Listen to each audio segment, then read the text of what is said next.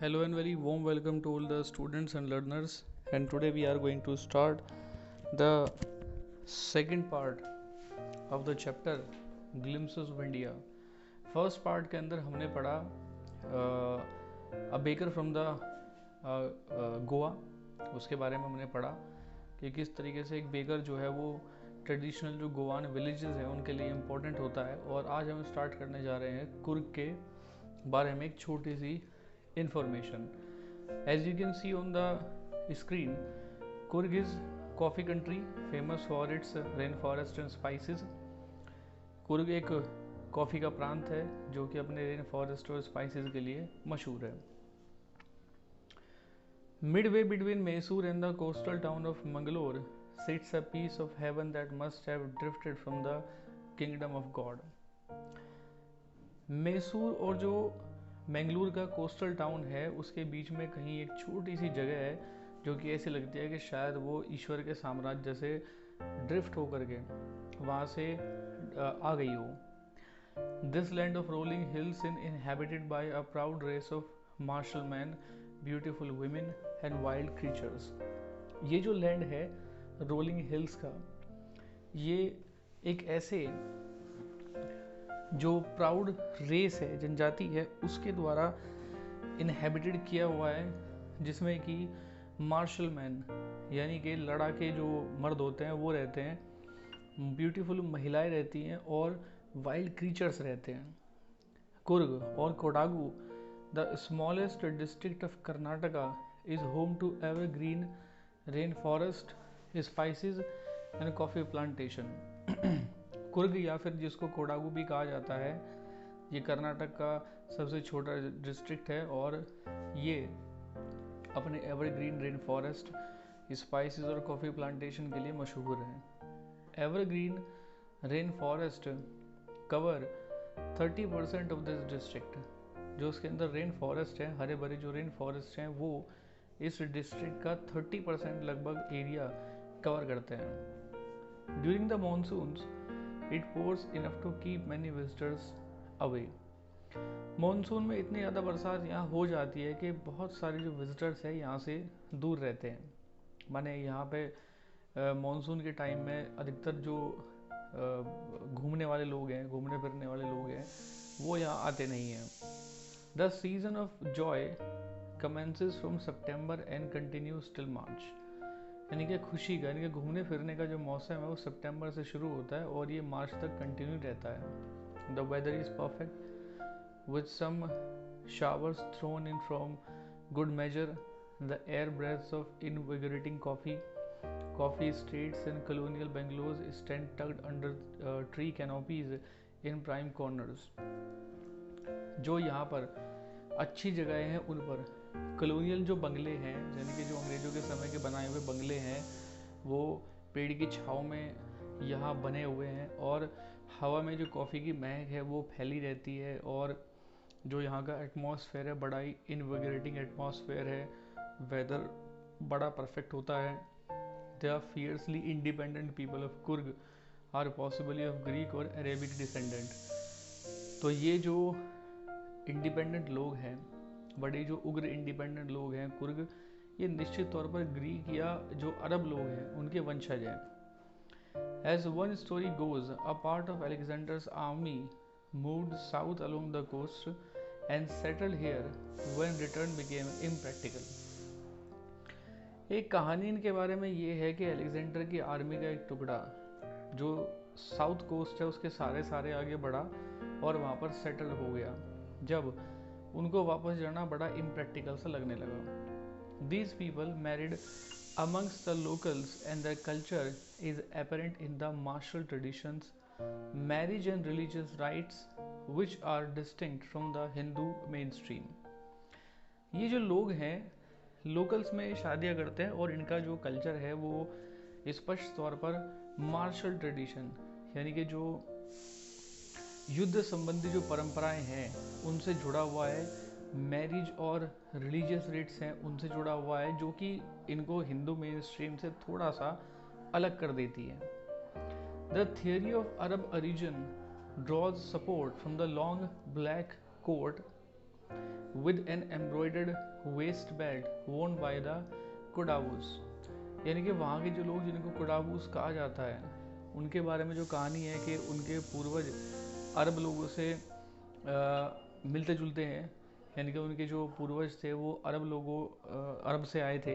तो इस कहानी को सपोर्ट करने के लिए ये चीज़ कही जाती है कि वो जो सपोर्ट के लिए जो एक लॉन्ग ब्लैक रंग का कोट पहनते हैं, जो कि जो उनकी वेस्ट होती है उस पर एक एम्ब्रॉयडर्ड बेल्ट पहनी जाती है। तो ये जो पहनावा है इनको थोड़ा सा अरब लोगों के नज़दीक ले जाता है। नॉन एज कपिया, इसको कपिया कहा जाता है। इट रिजेंबल्स द कोफिया वोन by the Arabs and the Kurds.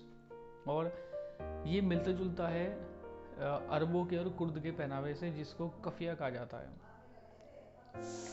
कुर्गी homes have a tradition of hospitality and they are more than willing to recount numerous tales of valor related to their sons and fathers। Kurd लोग बड़े ही मेहमान नवाजी वाले होते हैं और उनके यहाँ एक ट्रेडिशन होता है और इनके पास बहुत सारे किस्से होते हैं बताने के लिए, जो इनके फादर से, इनके बेटों से, उनके शौर्य की गाथाओं से जुड़े हुए हैं। The Coorg regiment is one of the most decorated in Indian Army and the first chief of the Indian Army General Cariappa was a कुर्गी। भारतीय जो सेना है उसके अंदर जो कुर्ग रेजिमेंट है वो सबसे most decorated Indian army regiment है। मोस्ट डेकोरेटेड का मतलब ये है कि बहुत ज़्यादा जो ब्रेवरी अवार्ड्स हैं वो इस रेजिमेंट को दिए गए हैं। भारतीय आर्मी के जो पहले जनरल थे, जनरल करियप्पा, वो भी एक कुर्गी थे। Even now, Kodavus are the only people in India permitted to carry firearms without a license।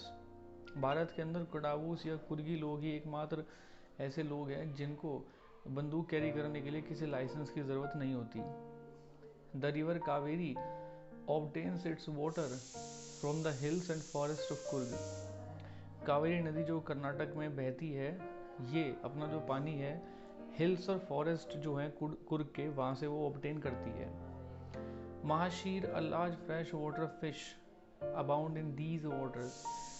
ताजे पानी की एक मछली जिसका नाम महाशीर है वो बहुत संख्या में इस नदी में पाई जाती है। Kingfishers dive for their catch while squirrels and langurs draw partially eaten fruit for the mischief of enjoying the splash and the ripple effect in the clear water। और इसके अलावा जो किंगफिशर जो बर्ड होता है वो इन मछलियों को पकड़ करके खाते हैं। स्क्वायरल्स और जो लैंगर्स हैं वो पेड़ से जो फल टपकता है उसको वो खाते हैं। Elephants enjoy being bathed in scrubbed in the river by their महावत्स।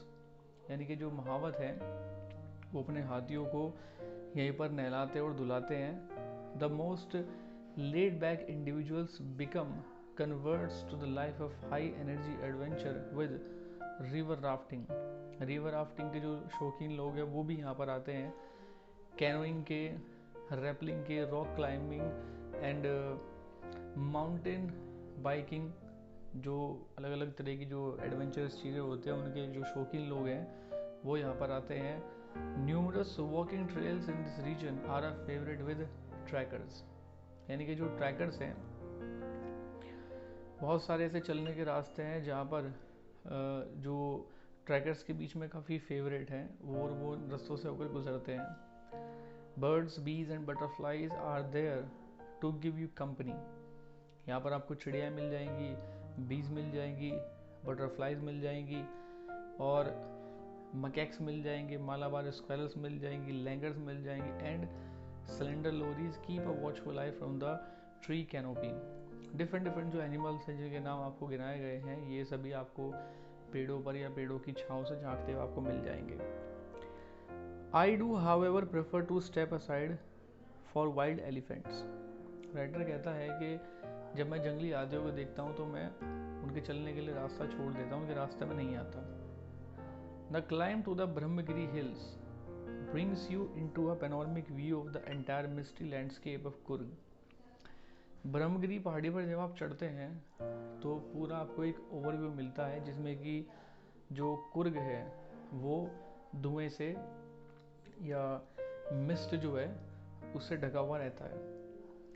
A walk across the rope bridge leads to the 64-acre island of नरसिंहगदामा। जब आप रस्सी के सहारे जो ब्रिज बना हुआ है उसको पार करके जब आप 64 एकड़ के आइलैंड नरसिंहगढ़ पहुंचते हैं, running into Buddhist monks from India's largest Tibetan settlement at nearby Bylakuppe is a bonus. और यहाँ पे ताइबाद से तिब्बत से जो मंक यहाँ पर शिफ्ट हुए हैं बाइलुकुप के पास में, वो एक तरह का बोनस है, यानी कि उनसे मिलना, उनको देखना, that's very peaceful. The monks in red ओकर एंड येलो रोब्स, यानी कि यहाँ के जो मंक हैं, जो भिक्षु हैं, वो लाल, गेरुए और पीले रंग के कपड़े पहनते हैं, are amongst the many surprises that wait to be discovered by visitors searching for the heart and soul of India. ये चीज़ उन लोगों के लिए सरप्राइजिंग है जो कि भारत के हार्ट एंड सोल को खोजना चाहते हैं, right here in the Coorg में। अब देखिए, आपके एक फैक्ट फाइल दिया गया है सेकंड पार्ट में कि यहाँ पर कैसे पहुँचा जाए, हाउ टू रीच। तो यहाँ पर पहुँचने का आपको बताया गया है कि मेडिगरी जो हेडक्वार्टर डिस्ट्रिक्ट है, ये कुर्ग तक पहुँचने का केवल एकमात्र ज़रिया है। यहाँ पर मिस्टी हिल्स हैं, लश फॉरेस्ट हैं, कॉफ़ी प्लांटेशन है, और यहाँ पे एक जादू सा कर देते हैं। आपको यहाँ पर एक रिजॉर्ट ढूंढना होता है, और जो कॉफ़ी स्टेट हैं उनमें जो घर बने हुए हैं वो आपको कुर्गी एक्सपीरियंस देते हैं। ये तो हुआ बाई एयर से पहुंचने का रास्ता है कि जो नियरेस्ट एयरपोर्ट है वो मंगलोर है जो 135 किलोमीटर्स है, और बेंगलोर है जो 260 किलोमीटर्स है।